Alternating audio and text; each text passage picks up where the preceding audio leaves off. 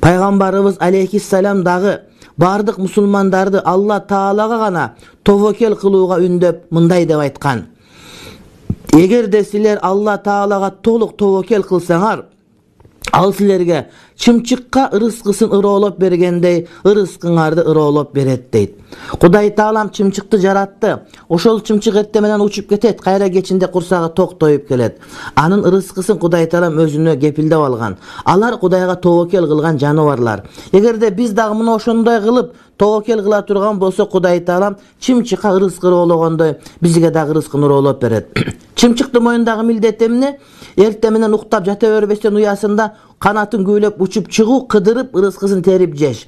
Ошол сыяктуу биздин мойнубуздагы милдет дагы колдон келген аракеттерди көрүп, аракеттерди майынчыгары аткарып, туура так аткарып туруп, анын жыйынтыгын Кудайга тапшырышыбыз керек деген маселе.